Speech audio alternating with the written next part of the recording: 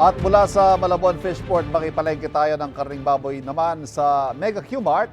At live mula sa Quezon City, may unang balita. Si James Agustin. James. Van, good morning. Lahat na ata ng diskarte ay nagawa ng mga kapuso nating mamimili para lamang mapagkasya yung kanilang budget sa gitna ng mataas na presyo ng bilihin gaya na lamang po sa karning baboy.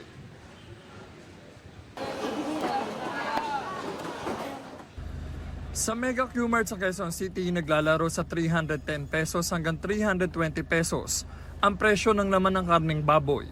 Kabilang na dyan ang pork chop, kasim at pigi. Ang liempo, 340 pesos hanggang 350 pesos ang kada kilo. Habang ang buto-buto at pata ay 290 pesos per kilo. Sabi ng ilang nagtitinda, Enero pa raw nagsimulang tumaas ang presyo ng baboy. Shortage po sa baboy. Kamusta naman po bentahan nyo? Okay lang. Si Roger dumidiskarte na para lang makatipid. Bumili siya ng pang-adobo na pagsasaluhan na raw ng 3 katao. Ano lang, tag isang hiwa, isang kain. Kasi pang ano yun eh. Ang ano ba, pang trabaho.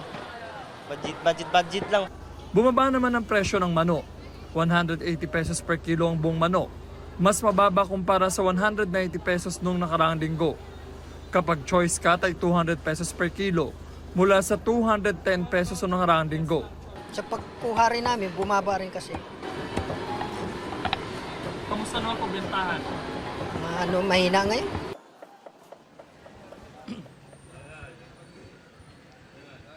Samantala, ang baka naman po ay mabibili sa 390 pesos per kilo dito sa Mega Q-Mart sa Quezon City.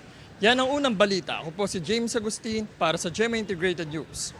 Kapuso, para laging una ka sa mga balita, bisitahin at mag-subscribe sa GMA Integrated News sa YouTube. Sa mga kapuso abroad, samahan nyo kami sa GMA Pinoy TV at sa www.gmanews.tv.